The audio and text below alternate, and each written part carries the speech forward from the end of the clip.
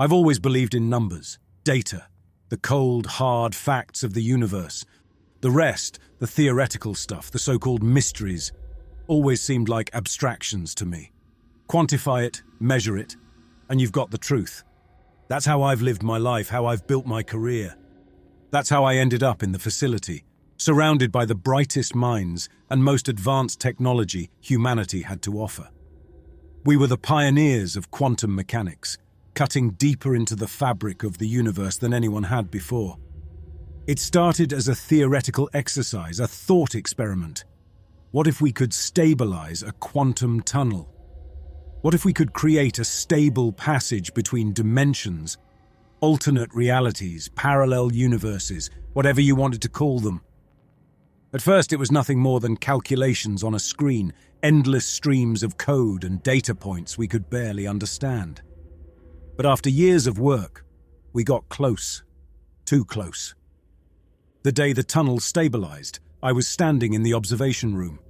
The others were there too, watching the readouts with awe and disbelief. We'd done it. The impossible. The tunnel was open, a shimmering anomaly suspended in the middle of the containment chamber, like a fracture in space itself. Through it, I could see a world, a place that looked like home, though distorted by the refracting edges of the tunnel's opening. We'd tested probes, of course, machines, sensors, anything we could send through without risking a human life. The data we got back was strange, conflicting.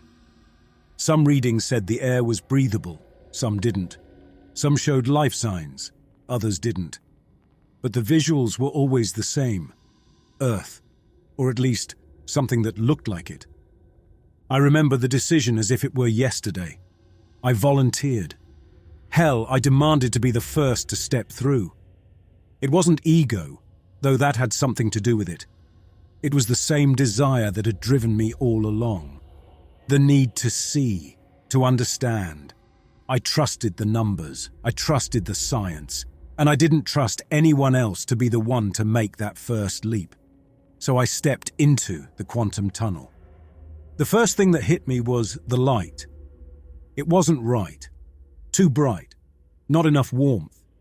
It felt like someone had recreated daylight, but forgot how the sun should feel on your skin. I adjusted my visor and took a cautious step forward, waiting for my senses to catch up with my surroundings. The terrain under my boots was familiar.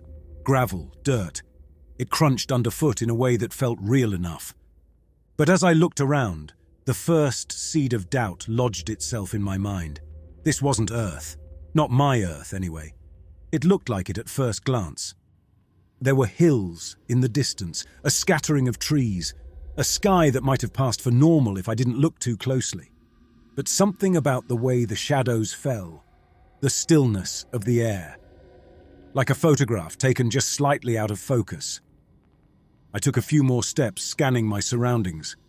The equipment strapped to my chest blinked its green lights at me, indicating everything was within tolerable levels. Breathable air, gravity within normal parameters, no immediate threats. So far, so good. Ahead, about a kilometer out, I saw what looked like buildings. Not skyscrapers, but structures tall enough to stand out against the horizon. I started walking. My legs felt heavy, though I couldn't tell if it was the gravity or just the weight of what I was doing. No one had ever done this before. No one had ever walked on another version of Earth. As I got closer, I realized the buildings were far more advanced than anything back home. Polished surfaces reflected the light, with edges so sharp they seemed to cut into the skyline. It was as if someone had taken our architecture and pushed it 50 years into the future. Everything was designed for efficiency, with no wasted space. And yet, there was no movement, no signs of life, just the stillness and the sound of my own footsteps crunching on the gravel. "Welcome!" I froze mid-step. The voice had come from everywhere.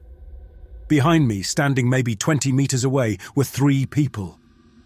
They were watching me, standing too still, too close together, their faces expressionless. They wore simple clothing, utilitarian, like the buildings, form-fitting suits that seemed designed for both function and appearance. But it wasn't their clothes that set me on edge. It was the way they were looking at me, like they knew me.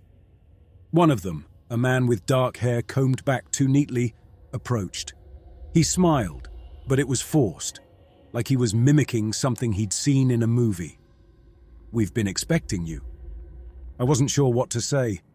The data had suggested life here, but this was beyond what we'd predicted. Human. They were human, or at least they looked like it. I ran my hand over the scanner on my wrist, trying to get a reading on them. The device blinked, sputtered, and then returned nothing. No life signs. I narrowed my eyes. "Who are you?" The man's smile widened, like I'd said something amusing. "We're friends. We've been waiting for this moment for a long time. How do you know who I am?" His head tilted slightly. "Oh, we know everything about you. We've known for years. This moment was always going to happen." I tried to think logically, to process the situation as I would with any other experiment. They couldn't have known about the tunnel. They couldn't have known about me. No one outside our team knew. The woman standing behind him stepped forward then, her eyes locking onto mine. "You should come with us. There's so much to show you." I thought about turning back and running, but the portal, it was gone. There was no going back. I hadn't noticed at first, too consumed by the strangeness of the world around me, but now it was undeniable. The tear in space-time, the anomaly I'd stepped through, had vanished. No shimmer in the air, no sign that it had ever been there at all. I dropped to my knees trying to make sense of it. The portal had been stable, I told myself. We'd accounted for the variance. There was no reason it should have collapsed so quickly. But the numbers didn't matter anymore. The reality was this: there was no exit. I scanned my equipment, desperate for any signal, any sign of the energy fluctuations that had first created the tunnel. Nothing. My instruments, which should have picked up the quantum activity from the portal's energy signature, were silent. Then it dawned on me: the portal on their side. They should have already tried to re-establish a connection. But what if they couldn't? What if something about this place, this dimension, disrupted the link the moment I crossed over? This wasn't a matter of the portal collapsing on my side. The quantum distortion here was different. Time, space, even the laws of physics didn't behave as expected. It's why my instruments were dead, and why I couldn't generate the same quantum frequency. The moment I stepped through, this place shifted its state, severing the link between dimensions. It had locked me in. Even if my team back home tried to reopen the tunnel, they'd be sending it into a void. Without my updated coordinates, they'd never be able to dial in the exact variables again. And I had no way to communicate with them. The quantum interference here was too strong. Signals couldn't break through. To them, I'd be nothing more than another lost experiment. The quantum tunnel had been a precise, delicate construct, one that relied on exact coordinates, timing, and the proper alignment of our technology. Even if I could find similar equipment here, the loop's distortion of time and space made it impossible to pinpoint the original conditions. This world didn't follow the same rules. It had trapped me in its cycle, locking me into its version of reality. There was no way back, and no one was coming to get me. As they turned and began to walk toward the city, I followed, my eyes scanning everything. The buildings, the streets, the air, it was all too perfect, too controlled, like a set built for a show. They led me into the city, through streets that were unnervingly empty. No people, no vehicles. It wasn't until we reached the tallest building at the city's center that I saw another sign of life. A group of people, standing perfectly still, waiting just outside the building's entrance. They all turned to face me as we approached, their expressions blank. I forced myself to breathe, to stay calm. This was just the beginning. I had to find out what was really going on here. The woman glanced back at me as we reached the door. "Welcome to your new home." The moment the door slid open, I felt a surge of unease in my gut. The building's interior was streamlined. Every surface sparkled beneath soft, artificial lighting that produced no shadows. It reminded me of the labs back home, only more advanced. The walls were smooth, white panels that seemed to absorb sound. The only noise was my own footsteps and the quiet rustle of the group walking ahead of me. The people here moved with a purpose, but there was something off about their rhythm, like they were trying to mimic the way humans should walk. Too smooth, too synchronized. The man and woman who had greeted me didn't say another word as we made our way through the building. I stayed a few paces behind, scanning everything with my eyes, trying to find any clue about where I really was. I focused on the technology around me. It was impressive. Control panels lining the walls, each one displaying data in streams I didn't quite recognize. Screens showed maps of what I assumed was this world, with small markers blinking in precise patterns. No names or symbols I could identify. There were no wires, no visible connections between devices.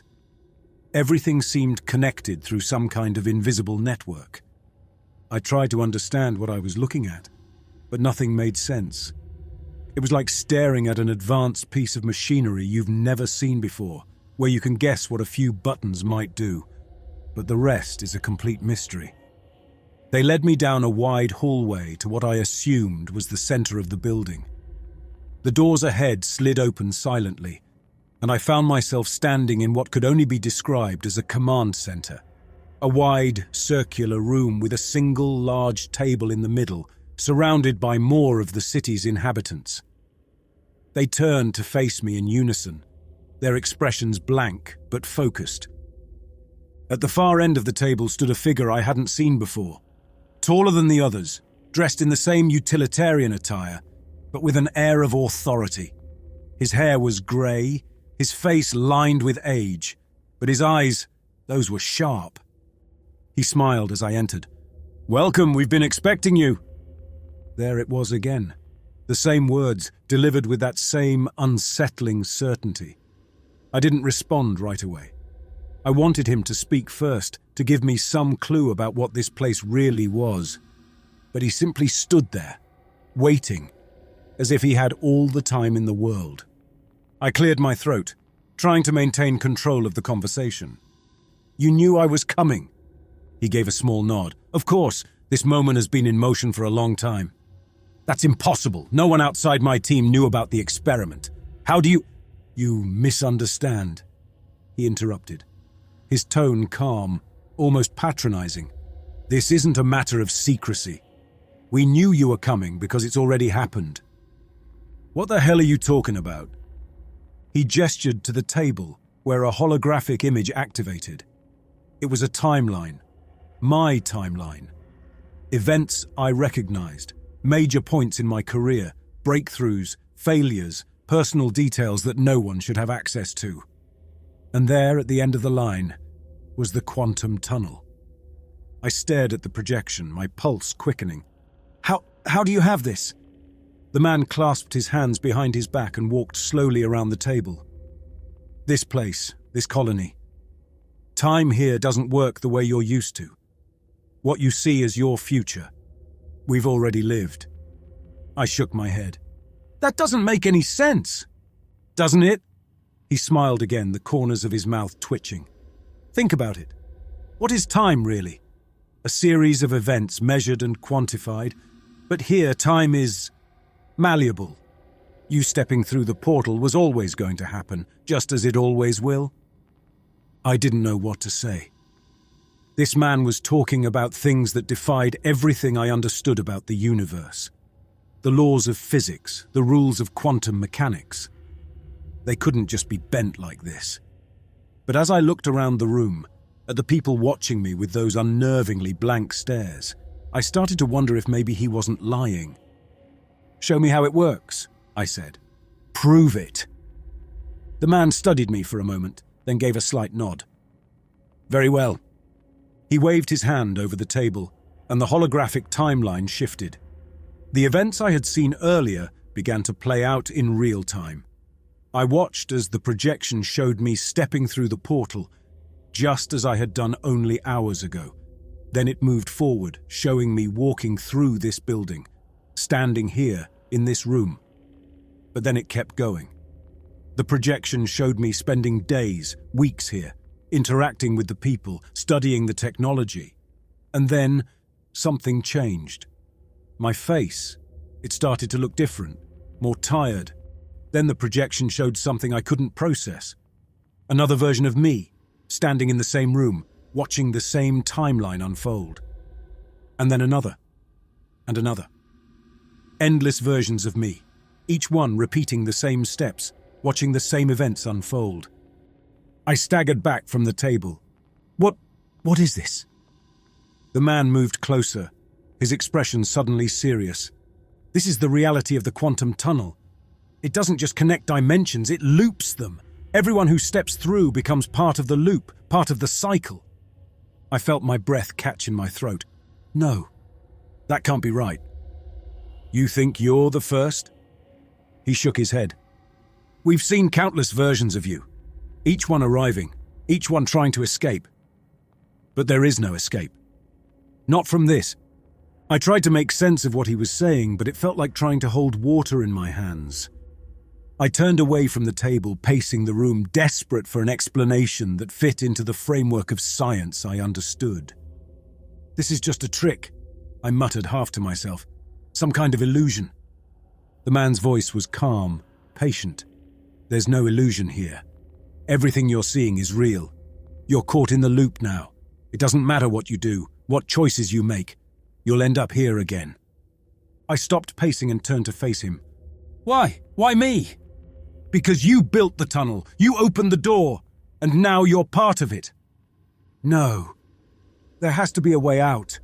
A way to stop this. The man raised an eyebrow. Stop it? Why would you want to stop it? This place is a sanctuary. You'll live out your days here, studying, learning, contributing to the colony's growth. That's not living, I snapped. That's being trapped. His smile returned, cold and empty. Is it, or is it freedom from the constraints of time? I didn't answer. I couldn't. The room felt too small, too quiet. I needed air. I needed to think. Without another word, I turned and walked out, back into the hallways of the building. The doors slid shut behind me, and I found myself standing alone. Or at least I thought I was alone. That's when I saw him. Standing at the far end of the hallway, his back to me, was a man. He was dressed in the same suit as the others, but there was something different about him. He stood slightly hunched, his posture tired, defeated. And then he turned. It was me, another version of me. His face was thin, his eyes vacant. He stared at me for a long moment, and then he opened his mouth to speak, but no words came out. Instead, he just turned and walked away, disappearing around the corner. I stood there, frozen. The panic that had been simmering under the surface finally broke through, flooding my system like ice water. My mind kept circling back to the same thought. How could that be me? It wasn't a mirror image or some cheap trick. That man, that version of me, had lived here. He'd been worn down, hollowed out. His eyes were empty, like all the fight had been drained from him. And I had a feeling that I was heading down the same path. I roamed blindly through the halls, my feet carrying me without direction. Every corner I turned felt like it might bring me face to face with another version of myself. The place was disorienting, all the corridors looking the same, smooth white walls, silent doors, no signs of life. I didn't know where I was going, but I needed to find something that could explain what was happening here. I reached a wide hallway that sloped downward, the lights dimming slightly as I descended. I could hear a faint noise, machinery maybe. It was the first real sound I'd heard since I'd entered this place. I followed the sound until I reached a set of heavy doors, different from the others I'd seen. These were reinforced, solid, like they were meant to keep something in, or out. The room beyond was massive, a cavernous space filled with screens. It looked like some kind of control center, but unlike the meticulous order of the rest of the colony, this place was cluttered with equipment, banks of computers, wires snaking across the floor, strange devices I couldn't identify.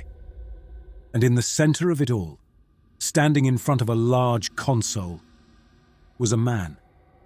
He didn't turn when I entered, but I could see his hands moving over the controls, adjusting dials, checking readings. For a moment, I just watched him, unsure whether to speak. But then he turned and I realized why he hadn't acknowledged me. It was another version of me. This one was different. He looked tired, leaner, as if he'd been through far more than I had. His face was set in a scowl, his eyes sharp and focused. He stared at me for a long moment.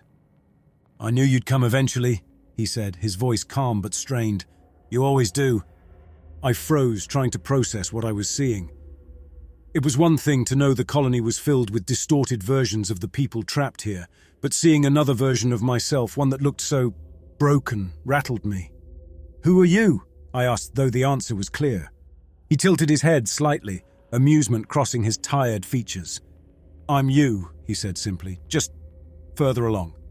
"What the hell is this place? Why are there so many versions of me?" He turned back to the console, adjusting a few more dials, as though the task was more a habit than anything important. "This place," he began, "is a prison. Not for our bodies, but for our time." "What do you mean?" I asked, stepping closer. He gestured toward one of the large screens, and I could see it now. Data flowing, timelines diverging, branches breaking off into countless paths. It was as if I was looking at the entire history of every version of myself that had stepped through the portal. "The moment you crossed over, the timeline diverged," he said. "You're out of sync with your original world. The portal wasn't just a door to another place, it was a fracture in time itself. And we're stuck on the wrong side." "But why can't we just recreate the portal? If the technology exists here, we can—" He cut me off with a bitter laugh. "It's not that simple. We aren't in the same timeline anymore. The moment we crossed, the link to our original world was severed.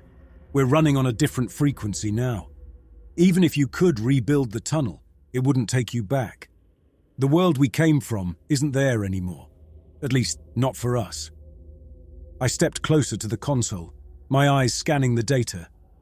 It was like watching a web of timelines, each one snapping off into oblivion, each one a version of myself trying and failing to escape. The realization hit me. Every effort to break free, every attempt to rebuild the portal, they'd all been in vain. "So we're stuck here forever?" He nodded slowly. "There's no going back, not through the portal, not through any technology we have here. The quantum distortion locked us into this place, and we don't exist on the same plane anymore." My legs felt weak. I staggered back, leaning against one of the consoles. "Then what the hell do we do? Just sit here and let the loop run forever?" He turned to face me fully, his eyes softer now, as though he'd been through this conversation countless times. "That's the thing. The more you fight it, the more the loop tightens. The colony, the people here, they've all realized it. You can't escape because the loop isn't just physical, it's temporal. Our time is fractured, and every time we resist, we just make the trap stronger." I stared at him, horrified. "So, you're telling me that resistance makes it worse? Every time we try to break the cycle, we pull ourselves deeper into it. That's why you see so many versions of us, of everyone. Every failure creates another branch, another fragment of ourselves trapped in this dimension. There's no way out, not in the way you're thinking." My breath quickened. "Then what's the answer? How do we stop this?" He let out a slow sigh, stepping away from the console and facing me fully. "You don't. You stop fighting. You integrate. That's the only way to survive here. It's not about breaking the loop. It's about finding your place in it." I shook my head, refusing to believe it. "So we just give up?" "Not give up," he said quietly. "Accept. This place isn't meant to be escaped. It's meant to be lived in. The more versions of us try to run, the worse it gets. But the ones who stop fighting, the ones who accept their place, they find peace here.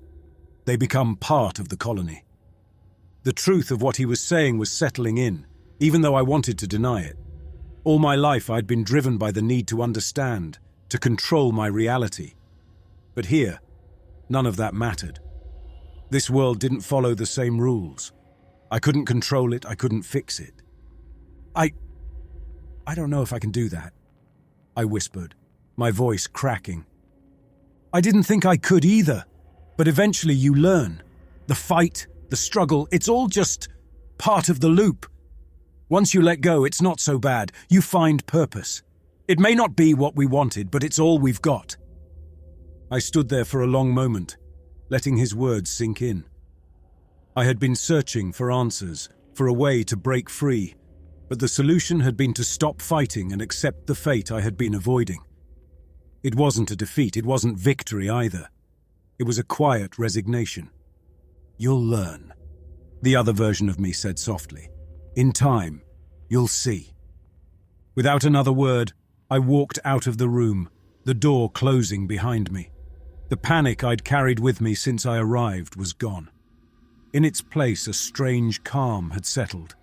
There was no need to run, no need to panic. I had found my answer, and now I would find my place. I wandered the corridors, each one the same as the last, until I reached the wide open space that led into the city. The buildings stood before me, their sharp lines cutting into the sky, but they didn't unsettle me the way they had before. There was a strange kind of beauty to them now, an order I hadn't noticed until I stopped resisting. The stillness I'd found so unnatural now seemed peaceful, even comforting. I made my way to one of the plazas at the city's center, where groups of people gathered in quiet clusters performing their daily tasks. There was no chaos here, no rush to meet deadlines, no frenzy of activity. Everyone had their place, their role, and they moved through it with a kind of serene purpose. For the first time, I wondered if that was really such a bad thing. A man approached me, one of the colony's members. He didn't speak, but he handed me a small device, something I'd seen others using throughout the colony. A tool for maintenance, perhaps. I accepted it without question. He nodded slightly and moved on, disappearing into the crowd. I stared at the device in my hand. Its purpose didn't matter. What mattered was what it represented. A choice. A choice to become part of this place, part of the system. To contribute, rather than fight against it. To stop thinking of the colony as a prison and start thinking of it as, maybe not freedom, but not the trap I'd once believed. I moved through the city, feeling the sense of calm settle deeper into me. The people around me worked in quiet harmony, each one carrying out their duties with an almost meditative focus. I began to notice the rhythm of the place, how the colony operated like a well-oiled machine. Every task was part of something larger, something I couldn't yet fully comprehend, but I was beginning to see the edges of it. There was a kind of order here, a structure that I hadn't appreciated before. It wasn't chaotic or disorganized. It was deliberate. Everyone that had come before me had contributed to this place, in some way or another. And now it was my turn. I found myself gravitating toward the research center, where the technology of the colony was housed. The same screens, the same consoles I had studied before. But now, I looked at them with different eyes. Instead of seeing them as tools to escape, I saw them as pieces of the loop's design. I began working, calibrating equipment, studying the data that flowed endlessly across the screens. My hands moved almost on their own, the familiarity of it all sinking in. It felt right in a way that nothing had since I'd arrived. Days passed, though time felt different here. I stopped counting hours. I worked alongside the others, maintaining the systems that powered the colony, keeping the loop functioning. The work was repetitive, but there was a certain satisfaction in it, the simplicity of it. I didn't have to question everything anymore. I didn't have to fight. I just existed. It wasn't long before I stopped thinking of myself as separate from the colony. I became part of it, just as the others had. The resistance that had once defined me, the need to escape, to find answers, faded into the background. I started to understand that there were no answers, at least not the kind I'd been searching for. There was only the loop and my place within it. I would never leave. I knew that now, but the thought didn't fill me with dread anymore. In some strange way, I had found peace with it. I had found peace in knowing that my life, my existence, was part of something larger, something I couldn't control, but something that gave me purpose nonetheless. I found myself standing at the edge of the city, looking out over the horizon. The sky was the same pale grey it had always been, the clouds hanging motionless, as if frozen in time. It was beautiful in its own way. Still, quiet. I closed my eyes and breathed deeply, feeling the air fill my lungs, the coolness of it settling into me. The urgency I had once felt, the desperate need to understand, to escape, it was gone, replaced by something calmer, something quieter. I had integrated into the loop. I had become part of it. And in doing so, I had found a kind of peace. The loop would go on, as it always had, as it always would. And I would go on with it. Maybe that was enough. Maybe in the end that was all I had ever needed, to stop searching for answers and accept the rhythm of the world I found myself in. The colony, the loop, would continue. I had no illusions about that. I would go through my days as the others did, performing tasks, contributing to the flow of this existence. The loop continued, and so did I.